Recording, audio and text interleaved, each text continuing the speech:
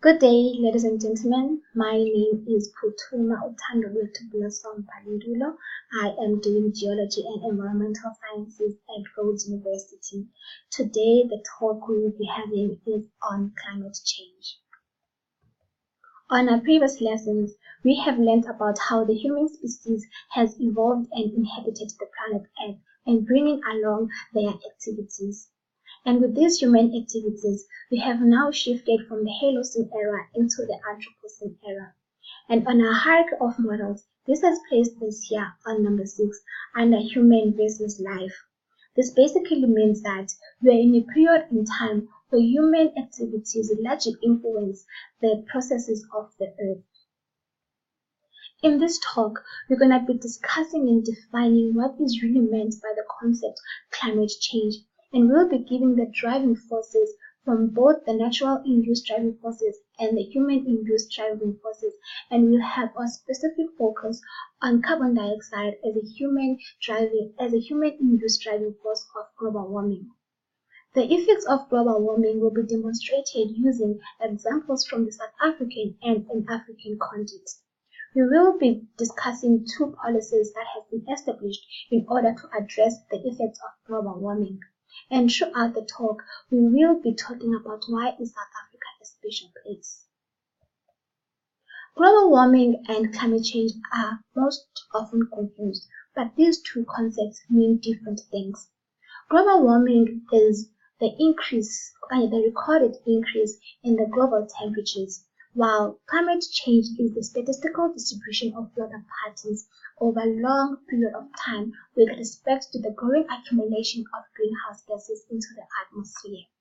Climate change is a long-term effect, and climate change can be both extremes. It doesn't necessarily mean the increase in temperatures. It can also be the decrease in temperatures in some parts of the world. The driving forces of climate change can be both anthropogenic and natural causes. The natural-induced driving forces could be the oceans, the land, the volcanic activities, solar activities, and natural variability. The human-induced driving forces could include aerosol, people's land use, as we have mentioned that human activities are driving forces of climate change. It could be urbanization, which may also fall under human activities, and we have greenhouse gases, which, for an example, carbon dioxide and methane, their accumulation into the atmosphere lead to climate change. Forest fires can be both naturally or human-induced drivers of climate change. When the trees burn down, they release greenhouse gases into the atmosphere, and this will lead to the accumulation of these greenhouse gases will lead to climate change. This has been seen happening in South Africa, in Knysna, where the forests were burning. The cutting down of trees can be both for commercial and subsistence or household use. However, the cutting down of these trees will also lead to climate change. Because trees provide us with ecosystem services, because they are regulating services, trees like forests, they act as carbon sinks. So when these trees burn down or when they are cut for any particular reasons, this means that there will be increasing carbon dioxide into the atmosphere as it will have no sink. South Africa is a developing country. This means there's growth in industries and manufacturing. And with this comes an increase in the number of vehicles and the number of traffic found on the roads. All these industries, the traffic and the manufacturing sites, they emit greenhouse gases into the atmosphere that causes further warming and further drivers of climate change. The Intergovernmental Panel on Climate Change, short for IPPC, has released a statement on a timeline in order to say that humans are indeed the driving forces behind climate change. In 1995, they released a statement saying that the balance of evidence suggests a discernible human influence on climate change. They released one in 2001 and in 2007, and the most recent statement from the IPPC was from 2013, where they said that it is extremely likely that human influence has been the dominant cause of the observed warming since the mid-20th century. Here is a Keeling curve named after Charles David Keeling, who was observing the concentration of carbon dioxide in the atmosphere from 1958 to the year 2015.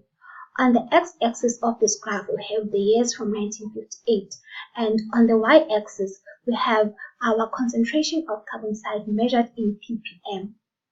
We see from this graph that from 1958 until about 1995, there has been a steady increase of carbon dioxide concentration into the atmosphere.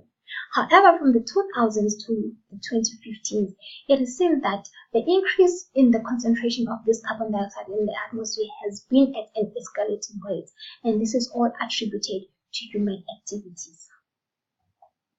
Even though it has been evident that the concept of climate change is really happening, some people still don't believe it.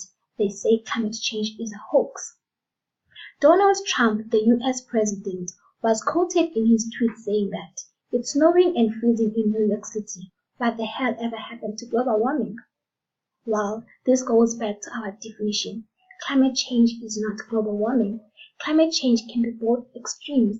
That means that some parts of the countries can be experiencing extremely cold conditions, while some parts of the country can be experiencing extremely warmer conditions. As a result, we think that Donald Trump was saying this statement for his political reasons, because he was quoted again in one of his tweets saying that the concept of climate change was created by the Chinese people in order to make the US manufacturing non-competitive. As a result, America has withdrawn from the Paris Agreement. The effects of climate change can be severe. The effects of climate change can be seen from our temperatures. The increasing in temperatures could mean that there's also an increase in evaporation, and that increases the amount of floods and the amount of storms that occur. This has recently been seen in South Africa again, Durban, when there were the floods. And also, climate change comes along with the changes in the wind patterns. This may mean that some parts of the world will be experiencing drought, as it has happened again in 2017 Cape Town, where the city was experiencing water scarcity and drought. The increase in the temperatures of the Arctic are said to be rising twice as much as they used to do, and this means that the ice caps are melting, and these ice caps are melting at about 4% per decade. The melting of these ice caps has an effect on the polar bears. These ice caps is said that it is diminishing in the early spring and it only forms again later in winter. This means that polar bears do not have enough time to find food, and therefore they go long periods of time without food. And this has an effect in their body weight, as can be seen in this diagram, that this polar bear is actually losing weight because of the effects of climate change. These are further examples extracted from South Africa, which is the Cape Town crisis, as they have reached their day zero. Also, currently in Grahamstown, the Eastern Cape, the town has said to be that it will be reaching its day zero on the 15th of February 2019.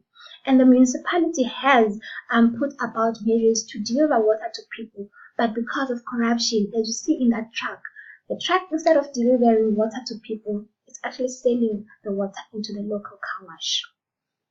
The effects of climate change can also extend to farmers, both subsistence farmers and commercial farmers. This means that there's water scarcity and there's this drought, and therefore crop yield production will decrease and the livestock may die out of famine.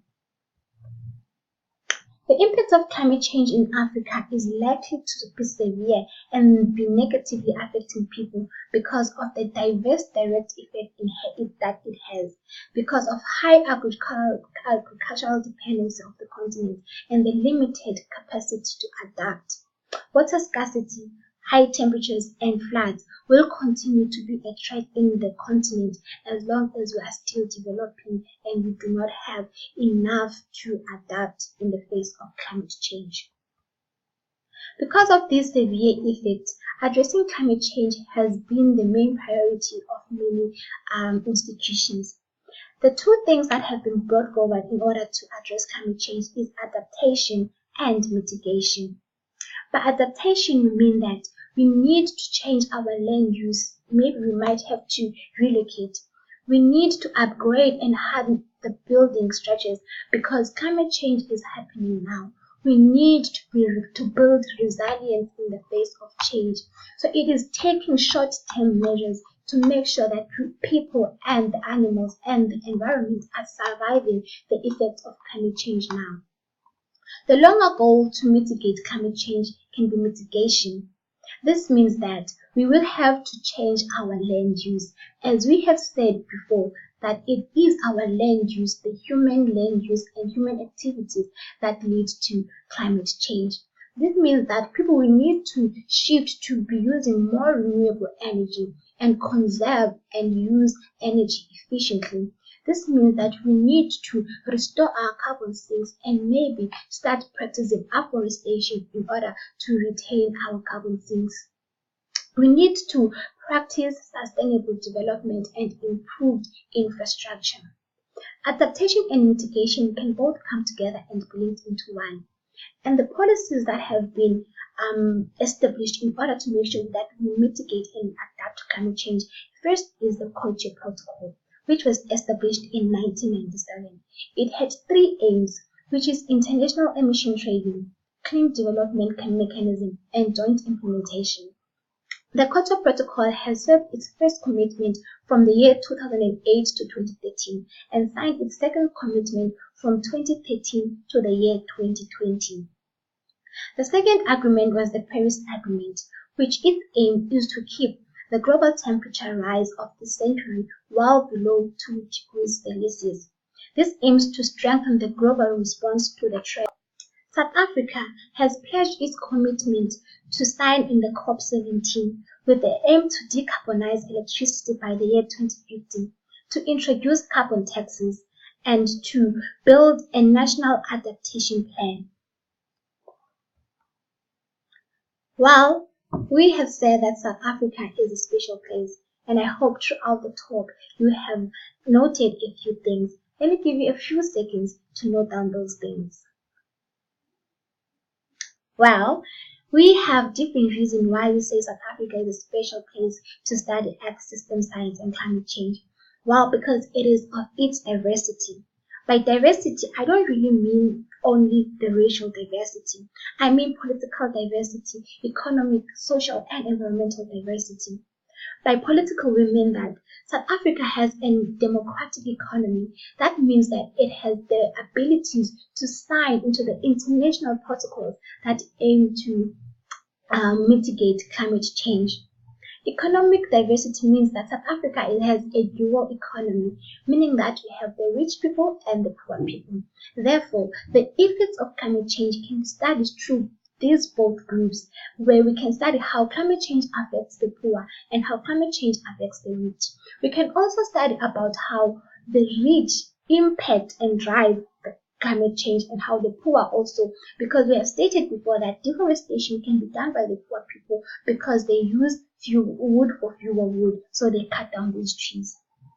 By social diversity, we mean that because South Africa is a place of dual economy, this means that the effects of climate change may lead to social issues. For an example, if there are floods and there are storms, this means that maybe schools and clinic and facilities may be disturbed and service delivery may be limited. So we can study these effects here in South Africa. For example, in the case of water scarcity, the poor people may go to source water from the dirty places, and that may lead to waterborne diseases. And the environmental means that South Africa is blessed with many biomes, which is home for many species. So the climate change can be studied, the effects of climate change can be studied for many different species in just one country. We have said that climate change can be caused by humans and it can be also natural induced, and we have stated the reasons and the driving forces behind the human and the natural induced climate change. We have given reasons about the climate change effects in South Africa, and we have brought about policies that can be discussed and policies that can be used to combat climate change. Our next talk will be also interesting, so Good night, ladies and gentlemen.